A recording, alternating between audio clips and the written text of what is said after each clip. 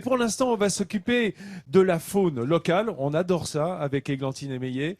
Une vache exceptionnelle. Exceptionnelle dans le sens où moi, C'est c'est la vrai. première fois que je la vois. Qui est cette belle Ferrandaise Mais oui, dont tu parlais tout à l'heure? C'est la race locale de vaches, celle qui peuplait la région au 19e siècle jusqu'au début du 20e siècle, et puis qui s'est laissée distancer parce qu'on a fini par lui préférer des races plus spécialisées. La Ferrandaise, on l'utilisait pour le travail dans les champs, on l'utilisait pour sa viande, pour son lait, et puis on a voulu des vaches spécialisées, alors on l'a oubliée, complètement délaissée, sauf que notre Ferrandaise, elle a décidé de ne pas se laisser faire.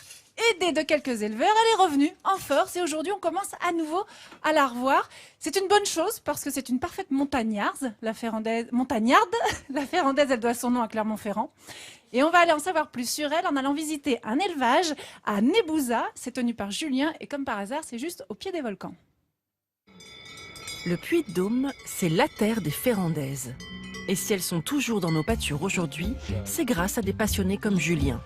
Ce sont ses grands-parents, puis ses parents, qui lui ont transmis l'amour pour cette race originaire, comme lui, de cette région. Elle est de la région ici, elle est née ici, donc c'est une race de montagne, ce qui fait qu'elle a une très très bonne aptitude à la marche. Grâce à toutes ces qualités, elle peut vivre toute l'année dehors et arpenter ces terres volcaniques. À partir du moment où elles sont abritées, là, elles ont quand même des bois autour, elles ont à manger à volonté, donc il n'y a pas de problème. D'ailleurs, bon, on voit bien qu'elles ne pleurent pas, quoi. Et ici, pour leur alimentation, elles peuvent profiter de la richesse de la flore, graminées et légumineuses pleines de vitamine D. On est au pied des volcans d'Auvergne et c'est vraiment de la prairie naturelle. Donc il n'y a aucune parcelle de semée, ni rien. C'est vraiment les parcelles naturelles, donc il y a quand même une richesse dans la flore. Cette richesse leur réussit. Elles sont solides, dociles, ont de bons aplombs et une belle robe. Ou plutôt 3 belles robes.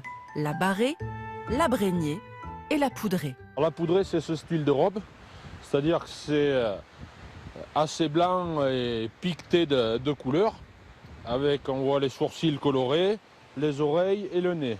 Et la robe brégnée, c'est ça, une bande blanche sur le dos et sous le ventre.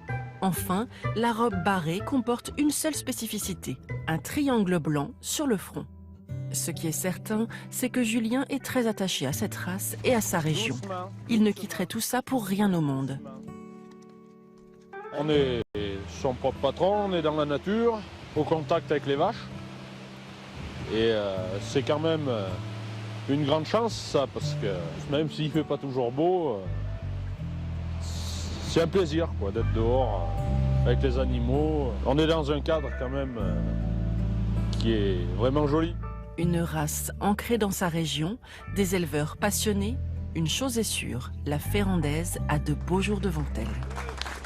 Voilà, et on la revoit évidemment vraiment beaucoup dans le Puy-de-Dôme, hein, sa région d'origine. Et je voudrais vous parler d'une autre vache qu'on va voir absolument partout. aha. D'ici quelques semaines à peine, c'est l'égérie du prochain salon international Ah bah bien sûr, oui, de tu as raison. l'agriculture. Eh bien, je vous la présente, c'est Fine, une magnifique bretonne pie-noire.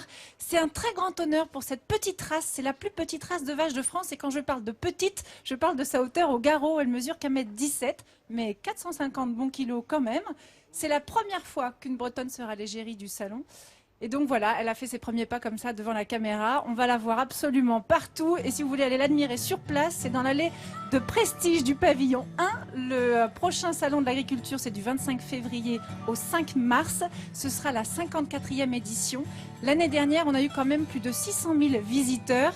Il va y avoir cette année, je vous donne juste quelques chiffres, vous allez voir un peu l'immensité de ce salon. Ce sont 1300 éleveurs, 3800 animaux, dont 344 races différentes.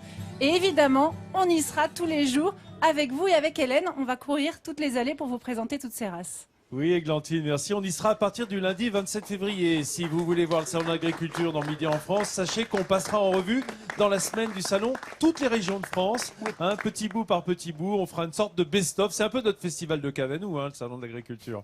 Ça nous permet de retrouver tous les amis qu'on a en région, les agriculteurs, les éleveurs et tous les intervenants évidemment régionaux qui sont de passage. C'est le passage obligé.